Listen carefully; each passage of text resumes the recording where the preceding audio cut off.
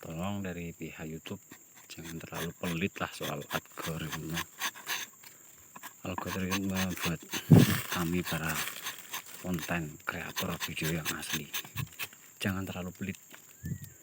Masa iya, kan sangat disayangkan sekali konten kreator video yang asli harus tersingkirkan oleh konten-konten video remix. Kan sangat disayangkan itu.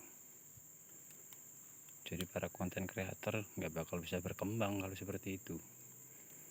Jadi untuk pihak YouTube jangan terlalu pelit lah algoritma itu sama konten kreator video-video yang asli, yang real punya mereka sendiri gitu.